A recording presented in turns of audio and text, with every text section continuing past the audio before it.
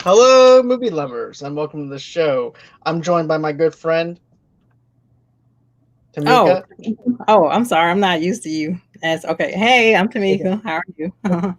So yeah, I wanted to do something a little different. But anyways, Oh, this yeah. this is actually our Patreon review for Caesar. So those of you who do not know this or anything like that, we actually have a Patreon.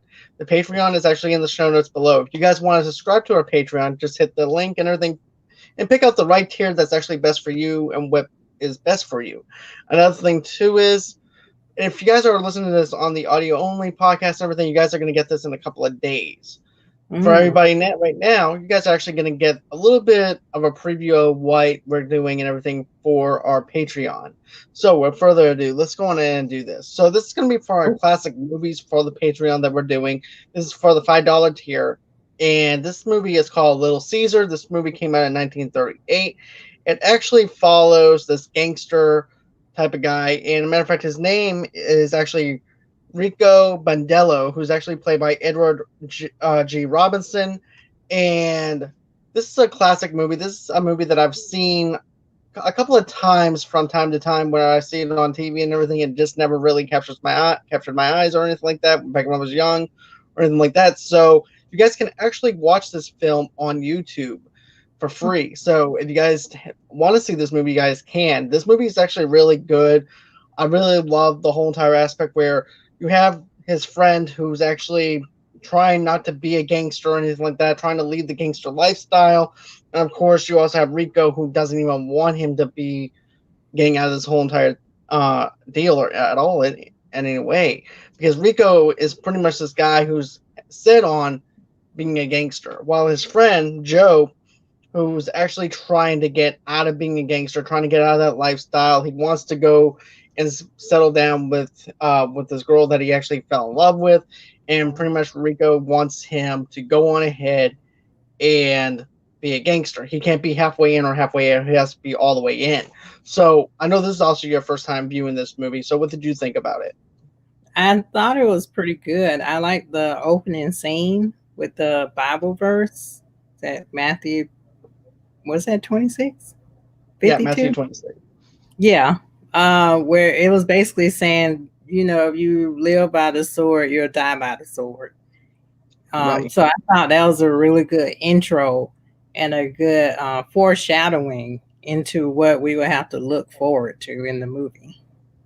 Definitely, and you can definitely tell that that's exactly what they're going towards and everything too. That's a great little metaphor, Yeah. especially with that Bible verse, and I think actually it sets up really well for that Hmm. scene. And like I said, Joe Massarara, I think that's actually how you say his last name, the character's name. But anyways, like I said, he wants to be out of that gangster lifestyle. Rico is actually the one who is pushing to actually get into this gangster lifestyle even more. And what winds up happening is this: there's this division between the both of them. They go to another city, another town, and Rico is actually trying to get his stripes, pretty much, where he actually goes up to this other gangster and he's like, "Look, I want in, I want all the way in." Then he starts introducing the other gangster and everything, starts introducing him to all these other gangsters and everything. Goes, well, let's meet the boys. So he ends up meeting everybody else, and the next thing you know, he winds up becoming Little Caesar in this film. And I definitely love the setup for that because at first, you know, I liked how the main gangster's like, well, what can I use you for? What can you do? Because also too, there's also a height differential with all the other guys though too, because he is a small guy and he has like a Napoleon kind of a complex as well. Very. And and not only that, but there's also the other factor too that I also see a little bit of Al Capone in him Mhm, as well. mhm. Even though that's also another thing too that I want to mention, it's not proven that this film is actually based off of Al Capone or anything like that. It's just that his mannerisms actually shows that he has a little bit of Al Capone in him. But what did you think about that setup where, he goes into this gangster's place and he goes, "Hey, look, I want to work for you." Then the gangster's like, "Well, what can I use you for?" The boss is like, "What can I use you for?" And Um, then, right, yeah, no. Oh, sorry. No, I was gonna say actually going back to that the first scene where it's the friend and Rico talking about, like you said, one wants to get out the lifestyle, one wants in. I noticed something interesting about Rico. He was talking about all his aspirations, like being a gangster, and he kept repeating, "Be somebody. I want to be somebody." So you can see that desperation to want to be noticed and to want to just be someone important, and that thirst for power. So I think that leading up to just him wanting to prove himself, and like you said, people are like, what can I use you for? Like basically prove your worth. Like Right. why should we let you into our game, basically? So Exactly. yeah, throughout the whole film, I thought that's what Rico was. He was just like this insecure, Napoleon complex man that's just looking to be appreciated and wanted, and basically, like he said, be somebody. Right. And matter of fact, that's actually too where he means Diamond Pete, where they're actually talking about Diamond Pete at the very beginning of the film, though, too, and the expectations of, like you said, Rico, he want about the expectations that he actually wants to be, a way that he actually wants to be remembered. His Yeah. friend Joe is like, well, you're going to be remembered for that, being a gangster. Mm-hmm. What he's basically being the smart friend here is like, what's there to remember you by? You're going to be 6 feet under, pretty much. Yeah. And I'm going to be still living because I'm out of this lifestyle, because of the fact what I want is I want to settle down. I want a wife. I want kids. I want to go back to my dancing, going dancing. I don't want any part of being a gangster anymore. And Rico actually has this little Tony Montana kind of style thing of as well, where Yeah. he's like, well, he's in rags right now, but Yes. he's even saying this too, because he goes, what does this guy have that I don't have? And it's the Mm-hmm. same type of thing that Tony Montana did in the 1980s Scarface movie and everything too. It's like, okay, he goes, I can do the same things that this guy does. What is he doing different that I'm not doing? Mm-hmm. And everything. So I definitely love that from that aspect. Yeah. And then of Yeah. course his friends already figured it out. He goes, you don't have anything. You have zero. You have nothing. Yeah. So they decide to go to another city, and this is where he says this where things break big. Is basically what he says, what Rico says. And like I said, when they arrived at the on pretty much Rico wastes no time and joins a gang run by Sam Vittori. It's actually the main gangster's name is Sam Vittori. And that's when Sam winds up saying, well, what can I use you for? He's actually met with some of the other gangsters and everything. And, I definitely love the setup for that.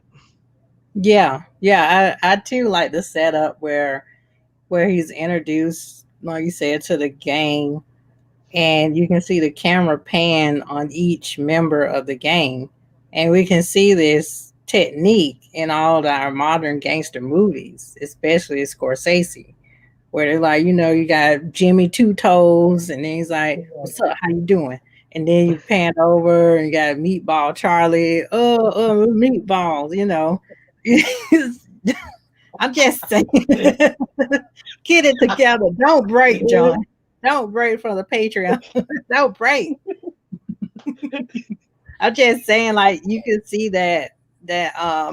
this movie has inspired those Right. directors like Right. Scorsese and everyone else. Right. I can definitely tell that they actually have that little bit of gangster Meatball flavor. Charlie. Hashtag Meatball Charlie. Hey, with the meatball. But Meatball no. Charlie. Yo, what's up? But I definitely love that. And then of course they also tell Rico to go sit outside and everything, because don't forget he also is a very trigger happy person though too. And he's Just like quick to Capone. anger. Yeah. Yep. He's very quick to anger. Mhm. He doesn't care. He wants to get his point across no matter what. He actually kills, I think, the police commissioner as well when he wasn't supposed to kill him. He did some off the wall stuff, and then at that time, that's when the boss is like, "What the hell did you do?" Pretty much, Mm-hmm. you just killed the police commissioner when we told you not to be killing anybody. But Rico's there to actually prove a point that he is in it for the long haul, and sending a message over to the boss saying, "Yeah, you didn't want me to kill him, but at the same time, I need to stand my stance as well and put my stamp on this because I'm the new guy here. I need to show that I mean business as well." Yeah, yeah, and it goes back to that question they asked, "What can we use you for?" Like to me, I getting into the character's head, I would assume that the character still has that in his head, echoing like, "What can they use me for? What can they use me for? I have to prove myself," and that's where this drive comes from, of doing all these erratic things like shooting commissioners and doing stuff the boss isn't supposed to do. Like first, if I was this character, first I would try to prove my worth, and then second, I would try to see how I can take the big boss's job, so I can be the top boss and the top fish or whatever you want to insert into that. Right. I mean, that's what me getting into the character Rico's head. I assume that's what he feels. That's what I think he feels as well, to be honest with you. And then also too, you also, like I said, we mentioned Joe and everything, but at that point too, while that's going on, you have another thing going on with Joe. Joey actually gets a job as a dancer and everything, and that's when he falls in love with Glenda Farrell and falls in love with him within a minute of the runtime of the film, which is kind of fast paced if you actually think about it, kind of what we have now. Compare that to now, because usually that takes a while for it to actually set up. But back then, that's actually how they actually did it, and they didn't make like 2 hour long movies either. So within a minute of the actual runtime, he winds up falling in love with her.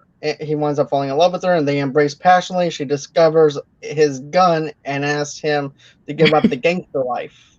Yeah, So yeah, yeah, he discovers his gun. Yeah, she's like, "Oh, Johnny, what is that in your pocket?"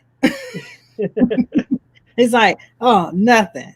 Oh, this is my gun. But forget you saw it." She's like, "Oh no." I don't know why I'm doing Mae West. She wasn't in this movie. But I'm just telling you, she's like, "Oh, Johnny, what's in your pocket?" Oh, you know. right. And it's kind of like, I remember watching. It kind of reminds me of Helen from Goodfellas when Ray Loretta's character Henry winds up beating the hell out of somebody with the gun, and she was on this high where she was like actually turned on by it. Mm-hmm. With her, on the other hand, she wasn't turned on by it. She was kind of threatened with it. It was like, "What are you doing with this gun? What are you doing with your life?" Is basically what she's asking him. Hmm. Well, it So didn't really go into her story, but I'm just gonna jump into a character again. I assume that maybe she dated these guys before and she saw what that lifestyle would be like, or maybe she almost got killed and she was like, "I don't want no more parts of this." right, that's what I'm That's thinking just though too. that's my projection onto that character. Well, it makes sense though, because think about it. Everybody who hangs out at the Peacock, which is actually the place that Joey is actually dancing at and everything, it's actually very clear that she might actually be confronted with one of the gangsters or whatever, because that's where they actually hang out at. It's Mm-hmm. also used as a front as well. Mm. So there's that aspect as well. So yeah, it could be the fact that she's just sick and tired of dating gangsters. She's seen it before. She wants what's best for Joe. There's just something different about him because they both share the same interest and they're also in love together and things like that. So there's that, and she just wants the best for him. Mm. Meanwhile, Rico is trying to go on ahead and pull him back in. Yeah. So, Yeah, and but it's so many similarities, John, with like you can see so many inspirations in this film, like mhm, Scarface, like when Rico actually makes it, and he's like his whole demeanor changes. Like he doesn't like slunk over. His chest is out, right, and Right. his suits are open, and he's like just bravado, and he has cigars, and he's like, "Look where I am," you know. And you see Right. his apartment, and it's very Tony Montana, like you said. And there was a scene, I'm jumping ahead, but there was a scene where he was at the Friendship Club. It Right. was type of looked like a friar club to me. But that scene reminded me of the Irishman for some reason. I don't know. Very Jimmy Hoffa It ish. does have a Jimmy Yeah, Hoffa type of flavor to it, if you yeah, actually think about it. yeah. But yeah, I can definitely see where you actually picked that up from, though, too, because it's very quick to actually pick up on that. So that's a Hmm. good call on that. Um, and yeah, Rico's suit is actually opened up. He's puffed up on his own ego and stuff like that as well, to where he thinks that he's untouchable, where he thinks that he's in control of it. But one thing he doesn't do, though, that Tony did was Tony killed Frank, which is the boss, so he can take over. Rico never did that. He still was under the boss, Mm. regardless of anything. And he did disobey him whenever he was trying to say, because remember, the agreement was you're not going to split up the money that you make. I'm going to split it up for you. And I tell you what your take is going to be. He did one thing. Rico did one thing against him, though. He did take. Remember when he said this from the cut? He said, "No, I'm going to split this up my way because I'm the one who earned this money, not you. This is from my deal. I'm Mm. still going to give you a piece of it, but it's going to be split down my way." Mm. So he disobeyed the boss, but at the same time, though, he also was the boss. I believe was actually scared of him in a sense because he was actually the muscle that he needs. So he got shaken down just a little bit and everything too. But one thing that one thing that Rico did was he did share his share with the boss and everything, even though he didn't have any part of that whole entire thing, that operation that Rico did. Mm. So there was a Yeah. little bit of respect there. Yeah, it's a constant power struggle between the two. So I know in one scene the boss was saying, "I'm the boss here." You know, he constantly had to tell Rico, "I'm the boss here." You know, Right, like two lions establishing dominance over each other in the field, and you know, you constantly have to. If you're in that position where you are the top guy, like all the Capones and the famous names we know and the Gaudis and everything else, right, you it it must be really difficult to keep that position of leadership because there's always going to be that one person, that one Rico, that's going to right, challenge your leadership role, and you in front of all your men have to just constantly say, "No, I'm the boss here. You don't cross me." And right, in the films, the modern gangster films we have today, we see that, but the bosses basically do it through much more violent means. You know, right, maybe if somebody disobeyed an order, you don't say, "Hey, I'm the boss," or they do it one or two times, you have to just off them. Basically, right. we got weed. Well, Yeah.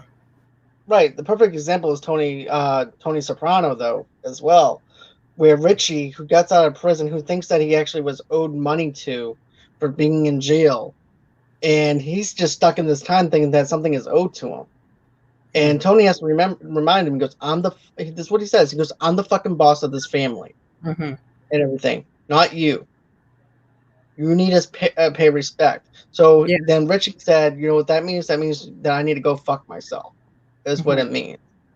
So Richie does not like being told what to do. He's still stuck in those 1970s times period and stuff like that, where he thinks something's actually owed to him, especially for the amount of time that he actually was in prison. And so therefore he thought that Tony actually owed something to him, but he didn't.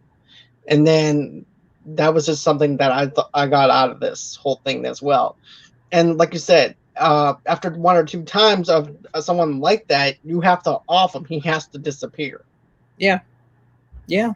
Yeah. and Because everything. they're going to keep coming, challenging your leadership position, and you're in front of your men, And every time they challenge that position, your men are going to look at you like you're weak. Who do we follow? Because Right. they're followers and then they're leaders. So, Exactly. you know. But yeah, like I said, the boss is named Diamond Pete Montana. So Oh wait, that's the one where Rico. You remember when they told Rico to wait outside? yeah, that's the one I was referring to. And yeah, he had that diamond pinky ring. Yeah. And I noticed that Rico looked at him when the boss kind of came to him and was chastising him, and Yeah. Rico had his chest puffed out, but then he kind of like went down a little bit when he saw like the ring on his finger Right.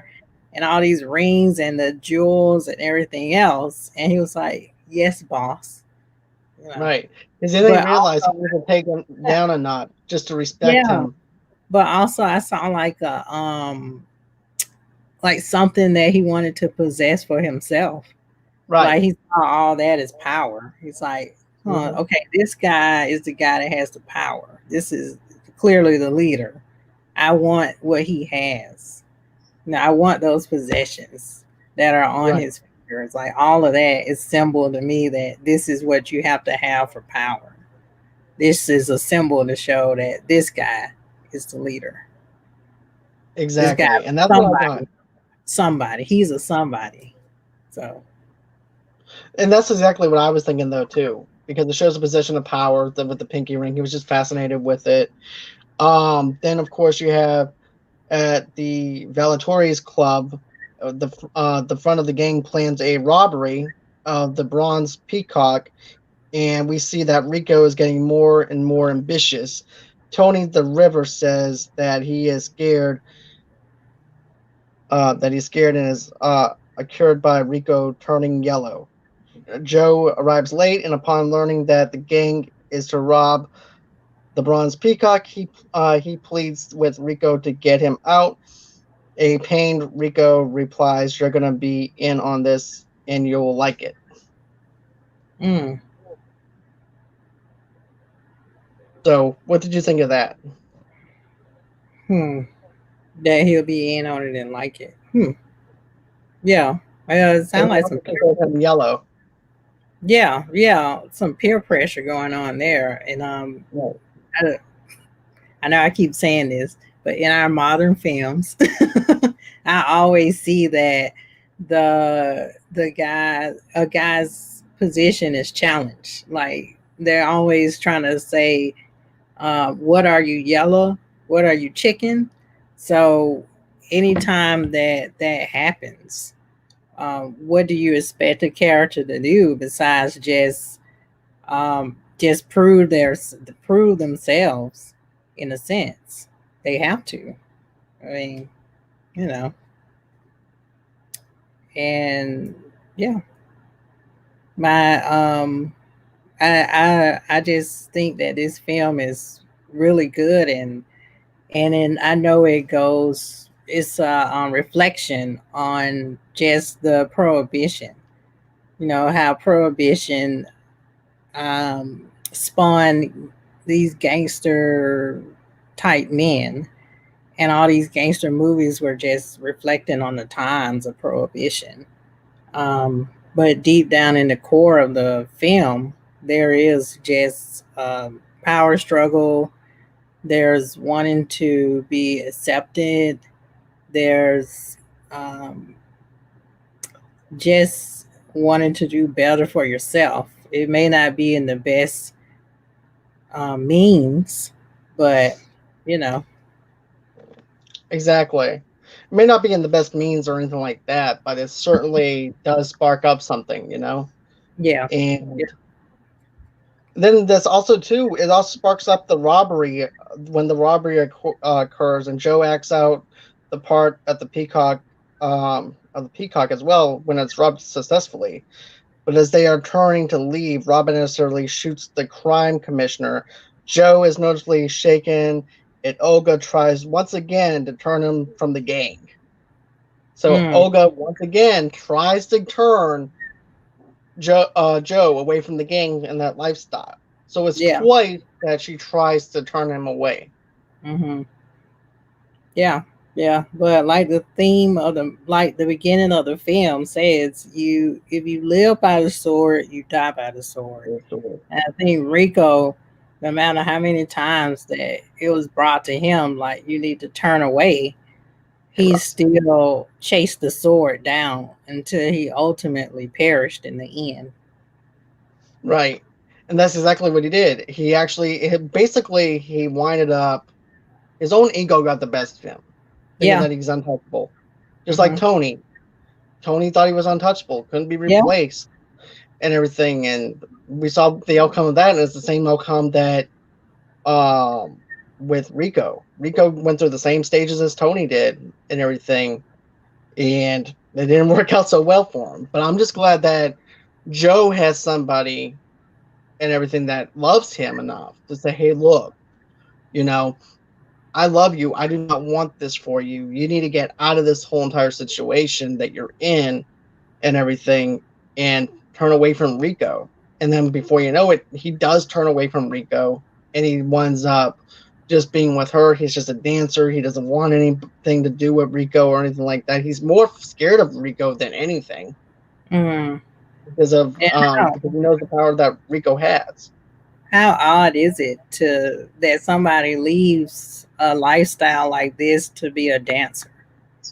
I don't think I have seen this before, that somebody wants to Right. just leave the lifestyle and just be like Channing Tatum. Just like, I'm just gonna dance my life away. I'm not gonna shoot people anymore. I would like to see this recreated again in modern time. Me too. I would like to. I'm kind of curious of what they would actually do with it. But not only that, but it's kind of weird that somebody actually has a passion for dancing because that's Yeah. also frowned upon in the gangster lifestyle, and that's also Yeah. something. That's also something too that what they actually mentioned in The Sopranos was the Richie's nephew wanted to be a dancer, so he automatically thought that he was a Fanuc, which is actually gay. Mm. And so that was actually frowned upon. And I was wondering, like, how deep was Joe in to where he can actually get out of that lifestyle and everything as well? Because it's like you can't. Here's the thing: you cannot get out of that lifestyle. Once you're in that thing. So it Yeah. makes me kind of curious. Like maybe he wasn't all the way in at that time, and Mm. basically just gave Rico all the credit for it, so that way he would be, so that way he can actually exit out if he wanted to exit out of that lifestyle. Yeah, I wonder that too, because I don't really see anybody saying, "Hi guys, I had a good run. I don't think I want to do this anymore. Thanks." Right. No, they're gonna kill you. It was nice doing that heist job at the bank, but Yeah, I know I I killed got my 20 money guys, now, so I'm but good. now I would like to be a dancer. I have think I found my true calling to be a Right, dancer. Yeah, no, it's like blood in, blood out. You know. exactly. And then Tony also attempts to get rid of the car, and but is too nervous and crashes it. Back at the hideout, Rico splits the money his way and takes over control of the gang from Velatori. The cops come and the gang is questioned about the crashed getaway car. Tony defaults from the gang and Rico shoots him down on the steps of the church and everything. So that's what we actually see too. He actually shoots Tony down Mm, wow. at the yeah.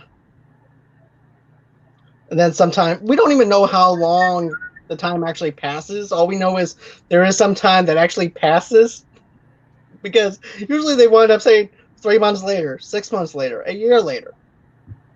With this film, they don't even tell us how long time has actually passed. We just know that time has passed. And Rico is giving a banquet in his honor, just like Diamond Pete had. His picture is taken by the tabloids, and he is given a short, awkward speech. The cops show up, but have nothing.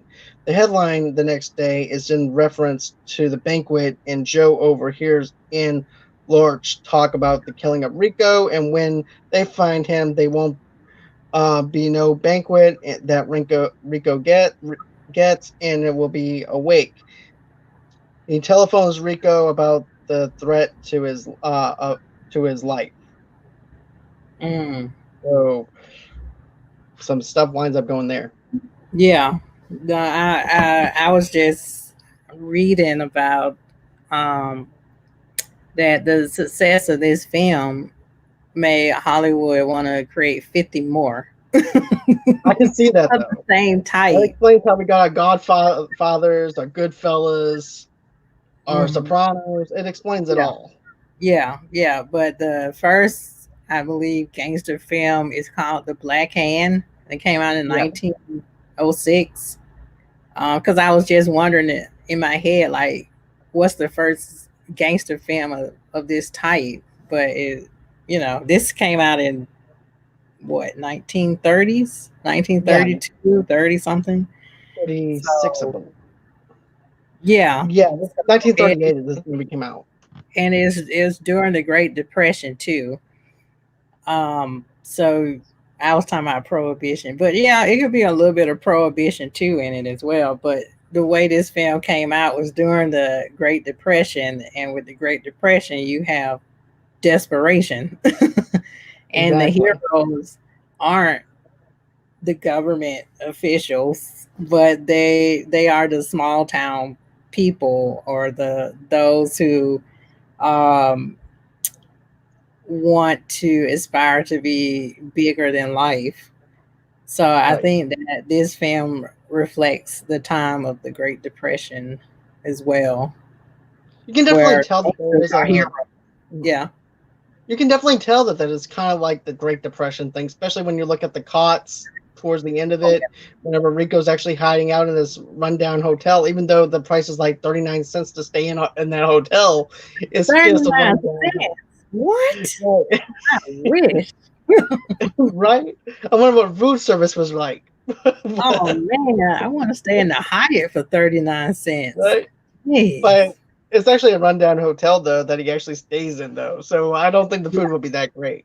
No, no, no. Yeah, Unfortunately. it's interesting to see his decline, Right. from having like a big, beautiful apartment to being in some rundown 39-cent hotel, probably Right. eating, what, mayo sandwiches. I don't know. Pretty I'm much. thinking of like the lowest sandwich you can eat when you living in a rundown hotel. But And also too, you have steak, and then you go to mayo sandwiches.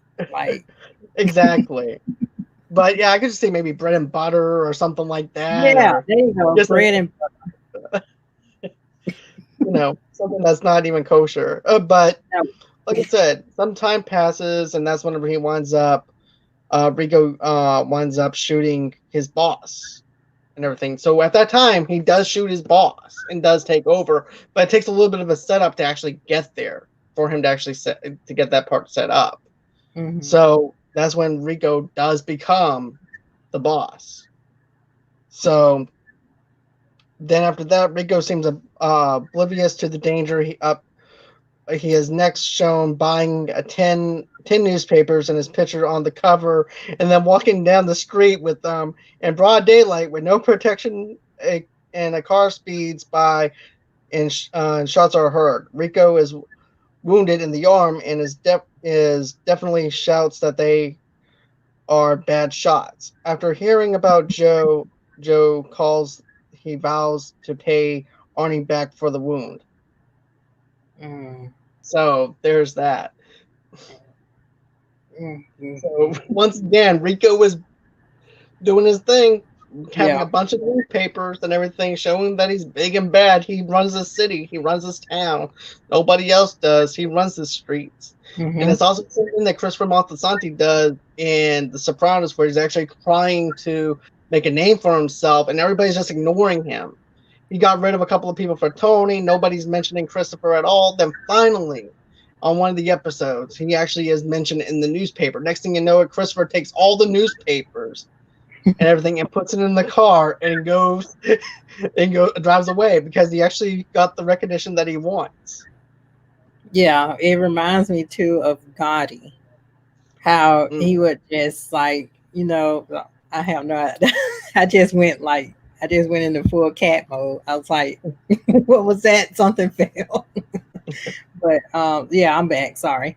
It reminds me of Gotti, where John Gotti was walking down the streets, and the cops were surveying him, and he just walking down the street shopping. He's waving, "Hey, how you doing? I'm John Gotti. What's up? Woo woo! I'm in the house, y'all." Like guys, Rolex is like, "Yo, bling bling. What's up? Hey, woo woo! All right." And then it's like the Goodfellas. Robert De Niro's character. He's like knocked on the door of the FBI. He's like, "Hey, fellas, let's take a ride." Yeah, he knocks on the car door. Yeah. He goes, "Hey, come on, assholes, let's go." Hey, come on, take a ride, you pigs. Right.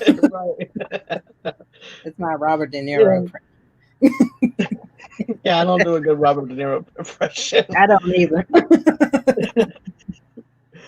But yeah, the next day and everything too. This is also once he says that he's going to pay Arnie back for the wound. In the next scene, he accomplishes it by forcing Arnie out of town and taking over his business. The next day, he dresses up to meet the new boss. Big Boy is the name of this boss.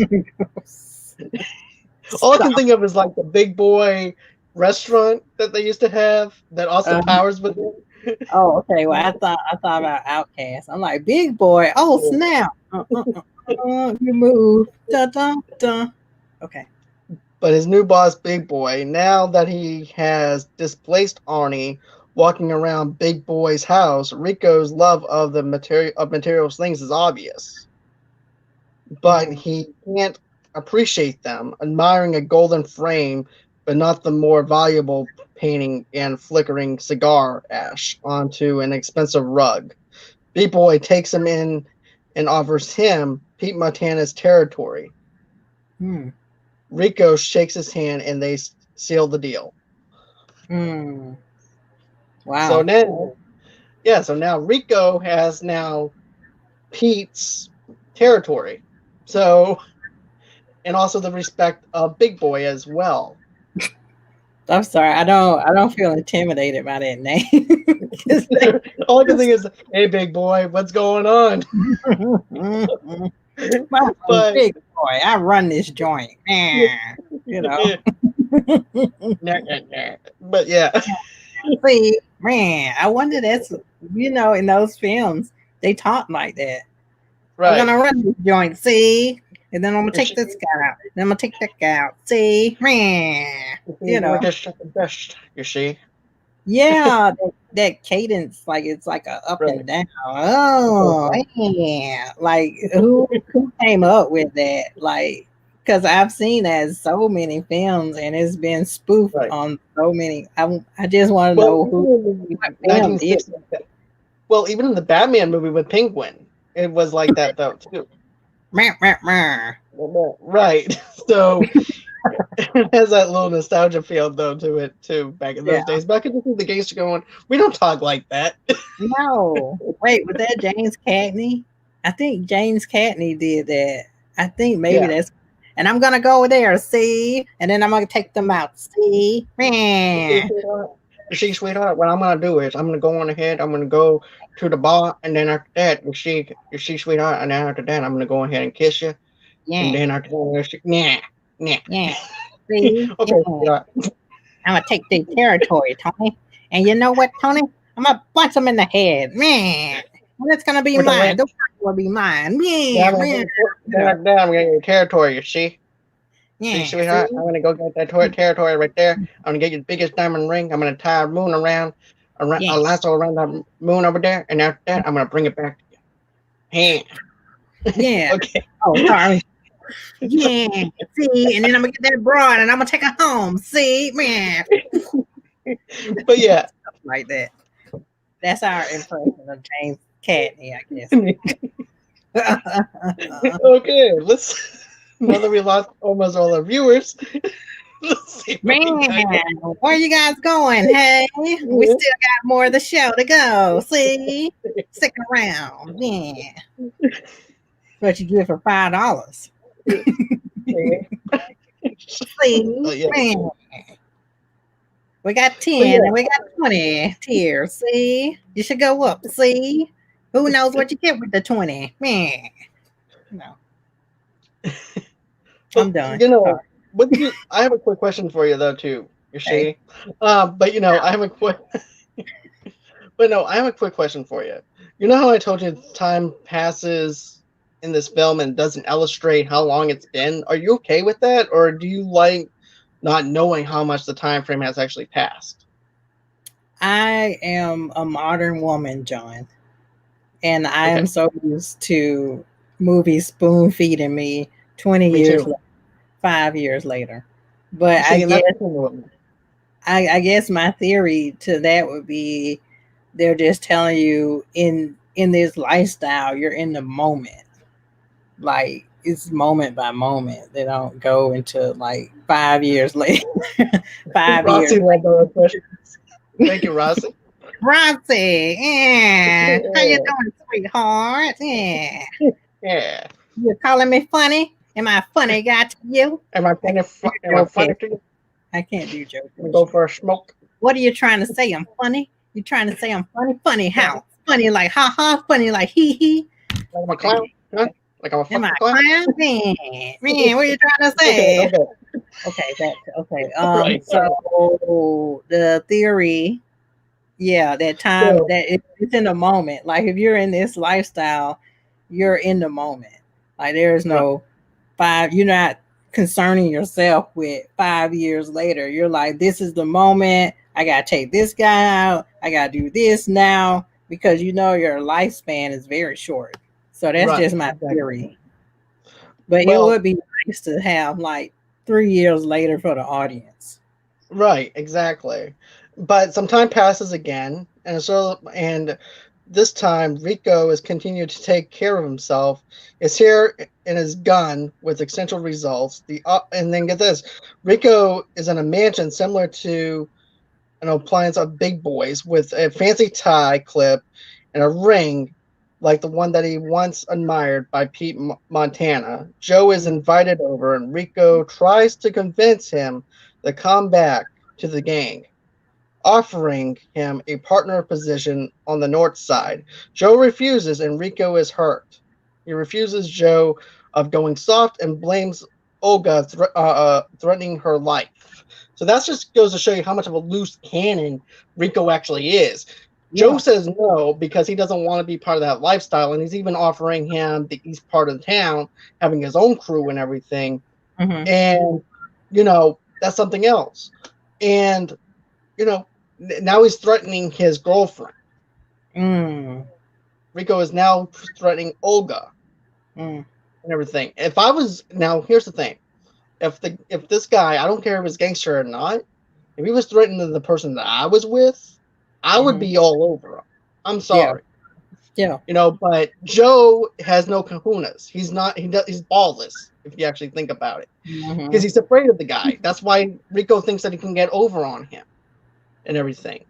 Yeah. Well, he actually And can since he's showing them. Olga, get this, Olga has more balls than Joe does. And I'm actually Mm, surprised. And if this was a 2021 type of world setting, that girl would have been out the door yeah.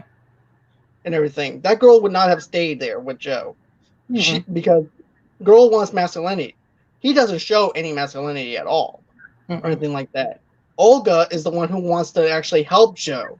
Joe does not want to help himself. And Mm-mm. he would have been out that door and everything so quick and everything. Olga would have been over with. It would be interesting to see if they remade this in a modern, like 2021. How would they do the character of Olga? Like, would they go according to this script, or would they have her be a little bit more? I don't know. What do you think? To be honest with you, we've been seeing a lot of changes whenever it comes to women actresses in the film industry, where they Yeah. actually give them tough roles to Hmm. where they're not the dazzle and distress. And a matter of fact, I'm actually happy that they didn't do the dazzle and distress with Olga. Olga actually stands up for Joe. She stands up to Rico and everything. And that's actually different because in the 90s and everything was always about the dazzle and distress, right? Yeah. But, you know, in this world that we live in now, there's layers to these female actresses and everything, to the point where it's like a strong actress, as a strong character, to the point where it's like, you know what? I don't need Rico. I don't need Joe. I don't need him or anything like that. Like I thought I needed him. I can walk out anytime that Mm-hmm. and everything. And if he doesn't show that he is masculine against this guy or anything like that, I'm gonna be out that door. And then Yeah. he's gonna be on his own facing the troubles with Rico. So that's what I think that would actually happen. I think that she would have actually been out the door. Yeah. Yeah. Yeah. And it's hard to find men in this society with backbones, like Olga. And another thing though too is Or Rico. I have to agree with Rico though. I have to agree yeah, with Rico on this.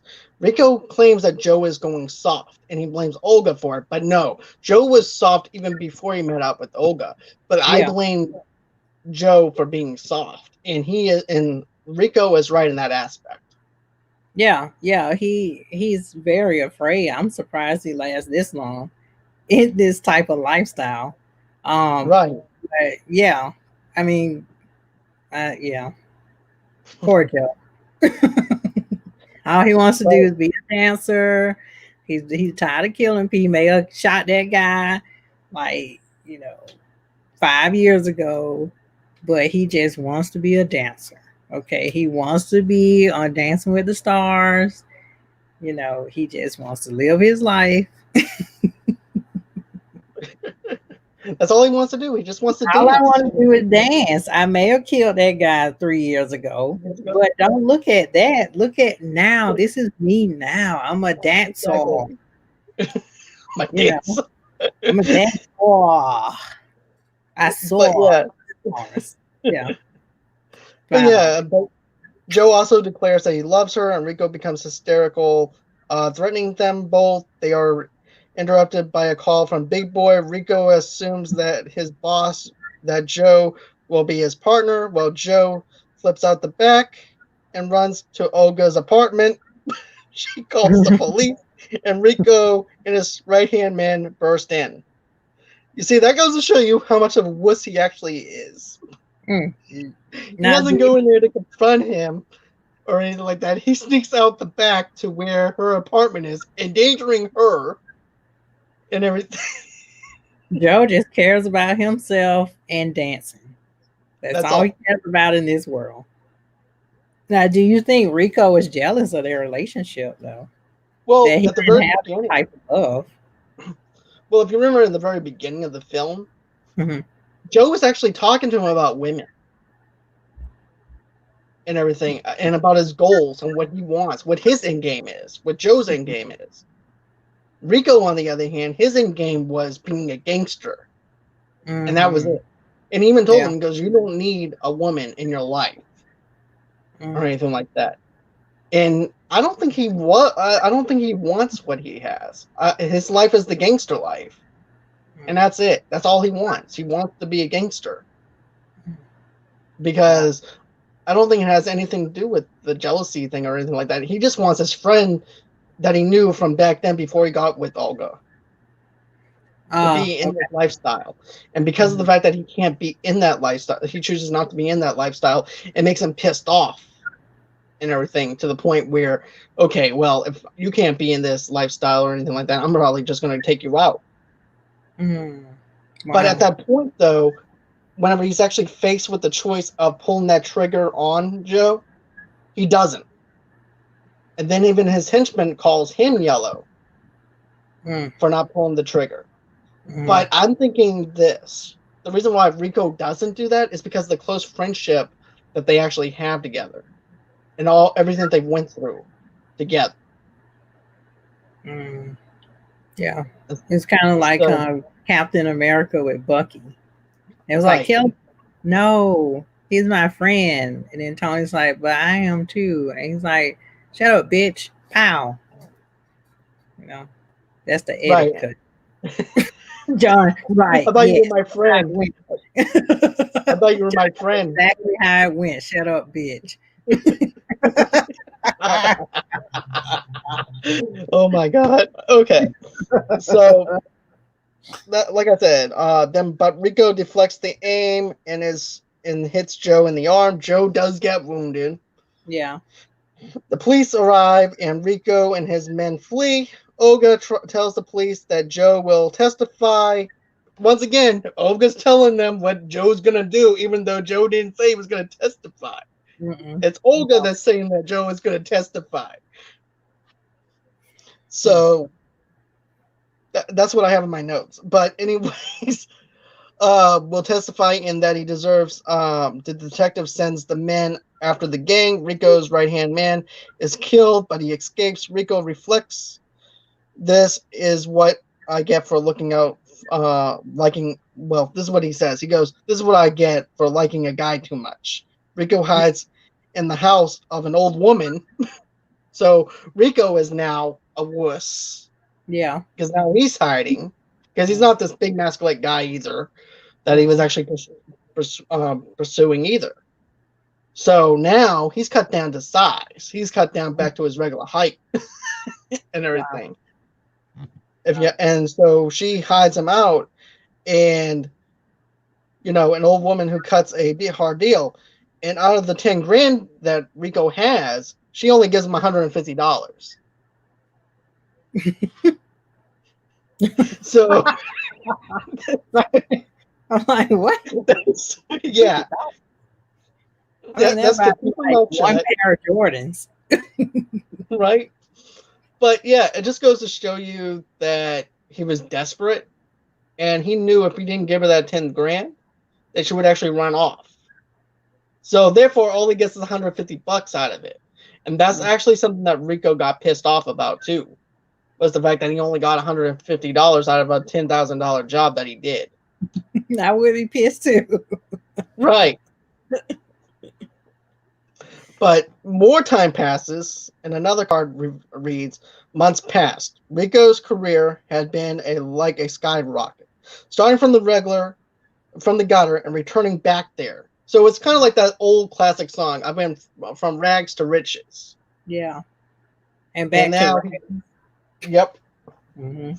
So, and then he has started drinking and is sleeping in a 15-cent a night flop house. Wait. Yeah, we went from 39 cents to 15. Well, I was speculating, but I had to go back into my notes. Okay. I ended up increasing the price. I'm like, wait a minute, that's too fancy for him. 39 cents. Right. So it's actually 15 cents. I'm sorry that I got the price wrong. Oh, man, that's worse. Yeah, that's way worse. Because they're on cots. They're not even in a regular bed. They're in this big, huge ass room. Not only that, but if you have, like you said, the Great Depression. Yeah. So therefore, they have to share this big, huge, empty room on cots. Mm-hmm. And I love the scene with the man who's actually talking shit about Rico, and Rico's right there. Because, we read tabloids all the time. We read newspapers and stuff like that. Yeah. What's funny is Rico's sitting right there. These men are actually talking about him and everything in the newspaper, speculating about him. And here he is sitting there, and Rico's just getting pissed off. More pissed off at them. Yeah. And stuff like that, and take the newspaper away from that. It's amazing how far, like, he thought that he was a nobody. Right. And he thought he became a somebody in this lifestyle. And then it's like they say, it's a rocket. Like, you go up really fast and then it just shoots back down. And he's in a 15-cent hotel, probably eating one cracker, stealing from the rat. Not even a whole cracker, just a half a cracker. Yeah, because the rat took the other half of the cracker. So you got to share it with the rat. And then his men are laughing at him. Like, you used to be a somebody, but you're a nobody. Like, I can't imagine how if I was him, how I would feel. That shame, of I thought that I I thought that I was a somebody, like putting so much into um just positions and roles, and I want to be this, I want to be that, and attaching that to this defines me.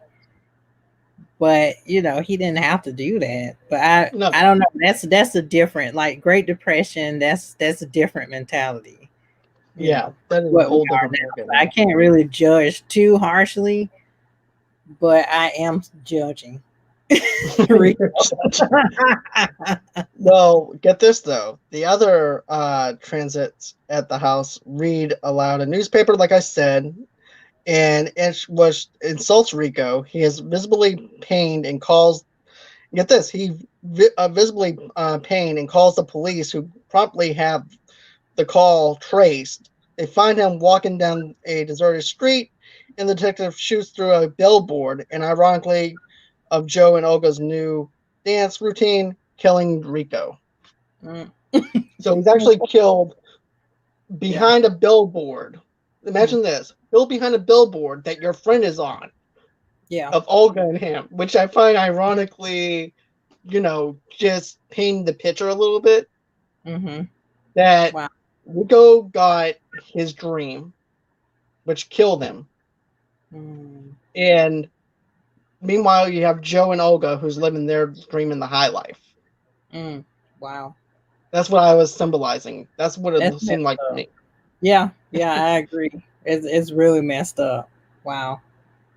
But going back to the beginning, live by the sword, you will Die. perish by the sword. So Right. he chased that dream all the way to his grave. And you saw the trend, the progression, like him going from working class Joe, gangster, countertop muscle, to 15-cent hotel, to being shot like a dog behind a billboard of his friend living their dream. Like, Exactly. that's something, like, who wants to go out like that? Most gangsters want to go out in a blaze of glory, Right. so their name can be remembered and etched in stone. Like, I want to be like Capone, I want to be like Gotti, I want to be like this. Like, nobody wants to be like Rico. Who No. wants to die that And way? and Rico actually died cowardlessly. He didn't Yeah, even he was outnumbered by the cops. The cops had a Tommy gun as well. So I mean, what are you gonna do? I mean, it's I, I mean, just get your own Tommy gun and be like, oh well, here we go. you know what? I Da-da-da-da-da-da. was actually expecting Rico to have some kind of fight, but it's like, you know what? I'm done hiding. I have nothing. I have nothing to show for what I did. All my money is with that old woman now. All I have is this $150. That isn't really much of anything. So It's very sad but cautionary tale. I do believe that, yeah, these films were for entertainment, and but they also reflect a cautionary tale. Like, if you want to be in this lifestyle, it's a very short lifespan you will have. And the things you think that others have that you want to possess is, you know, you don't need it. right. So would you say that you would actually see a remake of this, or would you say it's fine the Yeah, way it I is? would be curious to see a remake of it. I don't know who could play Rico. Who do you think? Do you have any names in mind? Back in the day, I would say Joe Pesci, but not anymore. Yeah, I would no. actually, I would actually have to go with, well, Game of Thrones. I would have to go with Peter Dinklage. For Rico? Yeah, for Rico. He's not that short. No, but I mean, his acting level, his acting ability, Boo, his boo, acting. boo. No, I'm talking about is like his acting ability and everything Yeah. else. That's what I mean. Because if you actually think about it, in the X-Men Days of Future Past, that role he has it wouldn't have been for a tall person or anything. It would actually been more for a tall person and stuff like that. But they actually thought outside the box and made a script for Peter, and it actually worked. So I'm thinking along those lines of the fact that I think that Peter would actually be perfect for this role, even though it's made for somebody maybe a little bit taller than he is. But I think it would actually work in his favor because of his acting ability can actually make him 10 times, can actually make him a lot more taller than what he actually is because of his acting ability. Okay. Yeah, I can see that. Let's see. Tara said nothing to his name and eating half a cracker and sharing it with a rat. Sounds like a nightmare. Yeah, that's what I'm talking about. And don't forget the 15-cent hotel. And the $150 that man, I'm telling you, but who that ain't the way to go. Huh? Who would you like to see play as Rico? Because I actually have another person that I actually have in mind. And he played Al Capone in Boardwalk Empire, and that's Stephen Green. Oh yeah. He seems like a hothead. He seems like he could play Rico as well. You know, it's not that many actors that come to mind that has such a depth of range and intense emotion. So it's kind of difficult for me, really, to come up with a name, which is sad. Well, another reason why I mentioned Stephen Green is because of the fact that he also played in The Irishman and everything, because he was actually going through the rounds of the gangster movies. Right. I'm just thinking because, okay, did you ever see him, The Irishman, or no? Yeah, with Robert De Niro. Yeah. Did you remember the scene where he was actually late for the meeting? It was in flip flops. It was taking place in Florida. No, I don't, but I have to go back and see that. That scene was so hilarious. It was pissing Robert Al Pacino's character off in so many ways. Like he goes, "What the fuck?" He was like, yeah, also too, like in Boardwalk Empire, where he did play Capone, you can like I'm thinking about it, you can see a Rico aspect to it because he was like a low level gangster. You know, and he would always challenge. I don't know who. I forgot the character's name now, who was over Capone, but he would challenge his authority, and he would do all these silly things, and the guy had to just reprimand him like a little schoolboy. So I could see some of those aspects in it. Sorry about that. I can see some of those aspects, and I'm not playing. What's that? Sonic? Yeah, I'm not playing it. Okay, so that's pretty much everything that we wanted to talk about and everything for as far as the show goes. If you guys want to, this is actually part of our Patreon and everything. Go ahead, click the link below. You guys can actually sign up for the Patreon and stuff like that. We have a $5 tier, a $10 tier, and a $20 tier. Go ahead and check that out. Also, too, guys, if you guys want to, if you guys don't have to, but if you want to go ahead and donate to the show, go on ahead, go to the GoFundMe link below. Also, too, we also have a movie website as well for all your entertainment needs and wants. It's called www.movieloversunite.com. We also have a Pinterest as well called Movie Lovers TV Lovers Unite. We're also sponsored by Audible. If you want your 30-day trial on us, go on ahead, click the link below, and everything. Sign up for that 30-day trial. Then we also have a Twitter page called it's actually called Twitter, but it's actually it's called Movie Lovers Unit and everything, which is supposed to be called Movie Lovers Unite. So we actually have that. Then of course, you guys can follow me at Movie Lover John DiGorio 8. And that's pretty much everywhere that you guys can actually look at me for. And also too, if you guys want to, go on ahead, listen to this podcast wherever your podcasts are at. It's been great. It's been fun. And thank you again, Tamika, for being on the show. Thank you. Until next time, guys, you're very welcome. Until next time.